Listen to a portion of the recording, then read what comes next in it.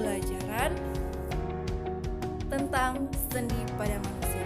Oke semuanya, berbicara tentang sendi atau membahas tentang sendi pada manusia, kita pasti sudah langsung berpikir nih, pasti yang akan dibahas itu tentang sendi peluru, sendi engsel, sendi putar, sendi pelana, dan sendi geser. Ya, kita akan membahas itu. Tetapi sebelum membahas tentang sendi peluru dan sendi-sendi lainnya, kita harus tahu nih teman-teman pengertian dari sendi. Oke teman-teman, pengertian dari sendi yaitu sendi atau artikulasi, yaitu hubungan antar tulang yang memungkinkan terjadinya gerakan. Saya ulangi lagi ya.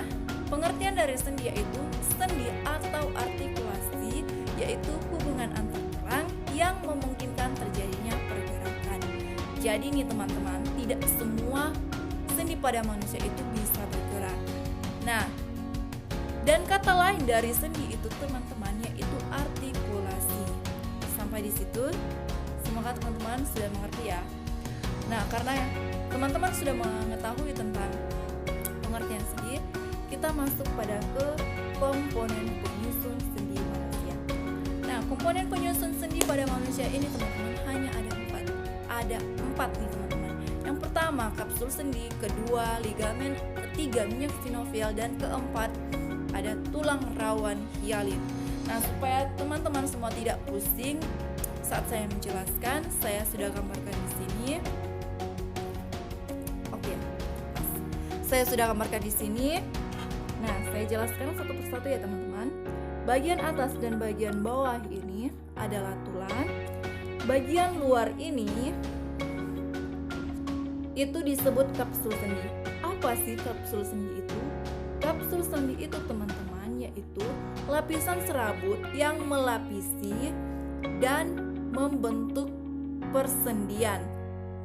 Jadi fungsi dari kapsul sendi ini teman-teman melindungi jaringan yang ada di dalamnya seperti ligamen, minyak sinovial, dan tulang rawan hialin. Sampai situ bisa mengerti kan teman-teman? Kita lanjut yang kedua yaitu ligamen. Ligamen yaitu jaringan ikat yang mengikat kedua ujung tulang pada sendi. Apa tadi? Jaringan ikat atau ligamen yaitu jaringan yang mengikat atau yang menghubungkan kedua ujung tulang dengan sendi. Sampai di situ paham kan teman-teman? Nah, masuk lagi ke minyak sinovial. Yang bintik-bintik merah ini teman-teman, itu namanya minyak sinovial. Apa sih minyak sinovial itu? Nah, teman-teman, minyak sinovial yaitu pelumas pada sendi manusia. Apa tadi? Minyak sinovial yaitu pelumas. Jadi dia ini sebagai pelumas pada sendi manusia, teman-teman. Setelah ketiganya sudah kita ketahui, setelah kita ketahui kapsul sendi, ligamen, minyak sinovial, dan yang terakhir tulang rawan hialin. Nah, tulang rawan hialin ini teman-teman yaitu tulang rawan yang membentuk sendi. Jadi fungsinya ini teman-teman, fungsi dari tulang rawan hialin yaitu sebagai pembentuk sendi. Nah, kurang lebih seperti ini nih teman-teman gambarnya. Oke, pasti teman-teman sudah mengerti ya? Semoga sudah mengerti. Oke, karena kita sudah tahu yang namanya pengertian dari sendi, komponen penyusun sendi. Nah, kita juga harus tahu nih teman-teman pembagian dari sendi. Oke teman-teman, pembagian dari sendi itu ada 3 teman-teman. Yang pertama sinartrosis, kedua amfiartrosis, dan yang ketiga diartrosis.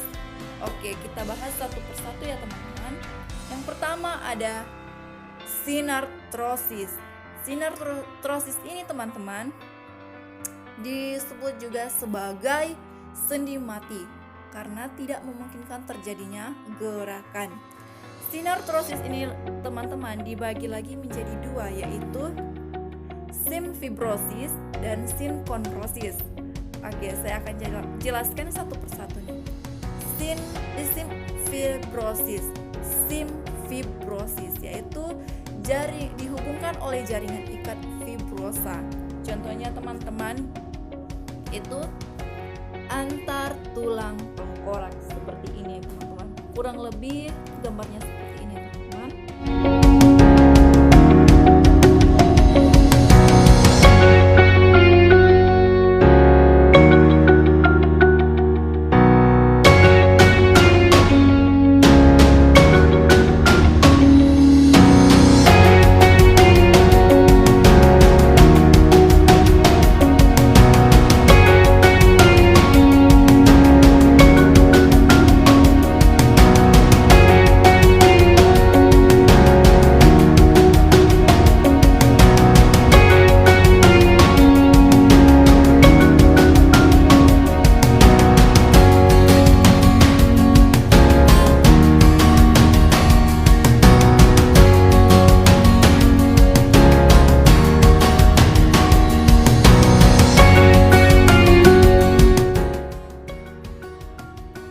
Yang kedua yaitu sinkondrosis.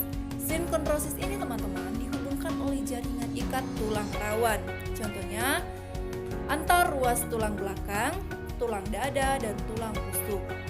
Pastinya teman-teman sudah tahu ya, ruas tulang belakang yaitu bagian belakang, tulang dada ini, dan tulang rusuk di sini. Oke. Itu dia teman-teman penjelasan dari sinartrosis. Kita masuk yang kedua yaitu amfiartrosis. Amfiartrosis ini teman-teman disebut juga sebagai, atau pengertiannya yaitu sendi yang memungkinkan hanya terjadinya sedikit pergerakan. Apa tadi? Amfiartrosis yaitu sendi yang memungkinkan hanya terjadinya sedikit gerakan. Amfiartrosis ini teman-teman dibagi menjadi dua, yaitu simfisis dan sindemosis.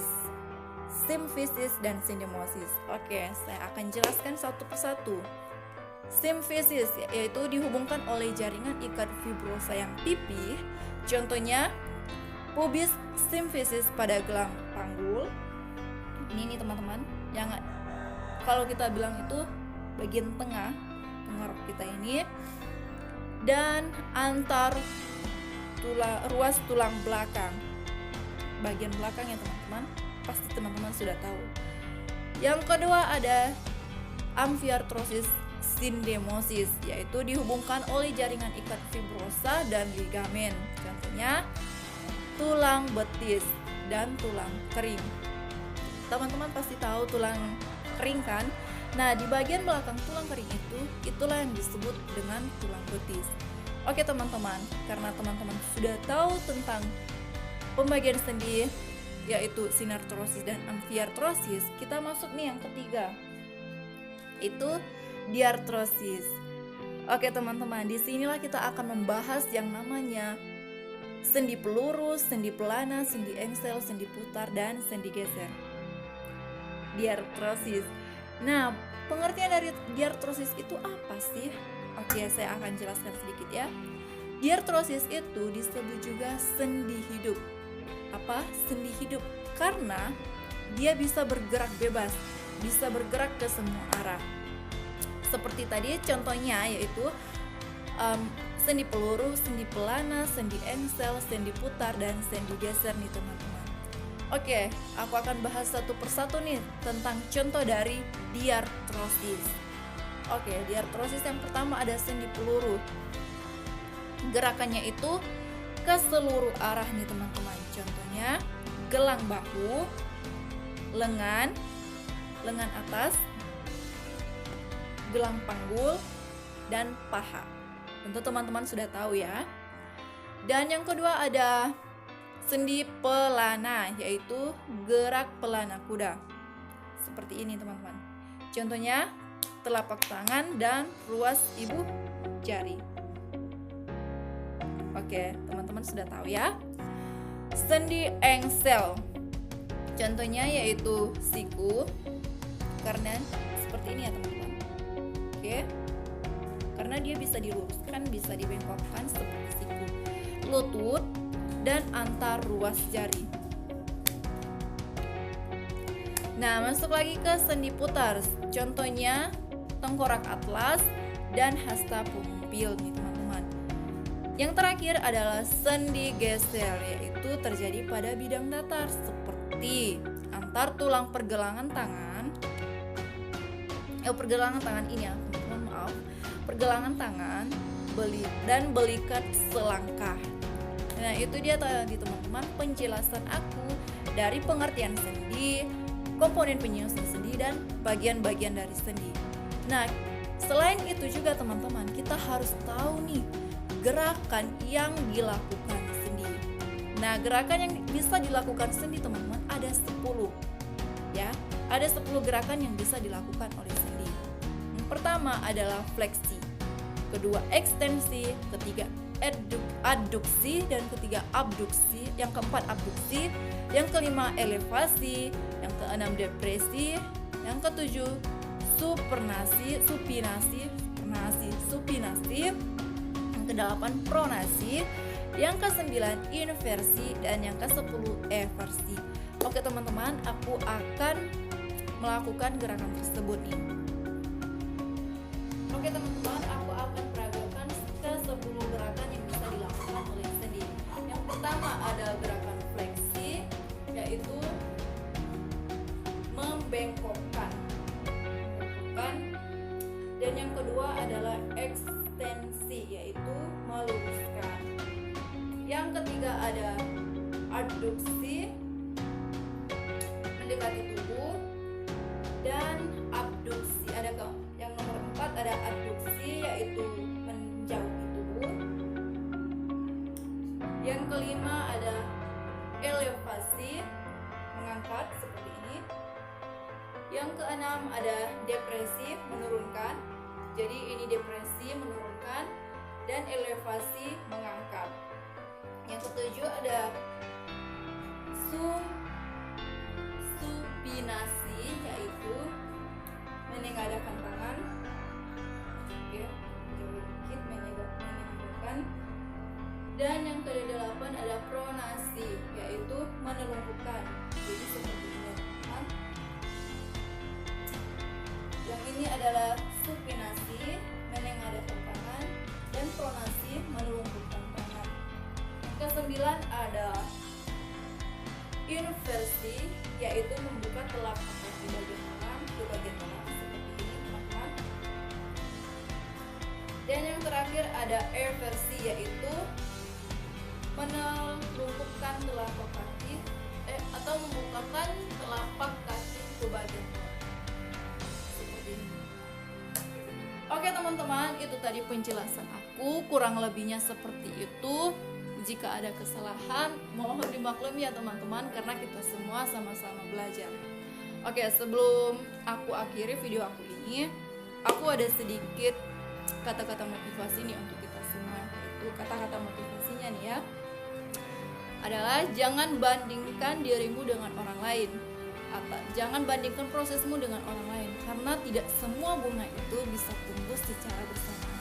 Sekian dari saya teman-teman, semoga bisa menambah wawasan teman-teman sekalian. Sampai berjumpa lagi di video selanjutnya. Dadah!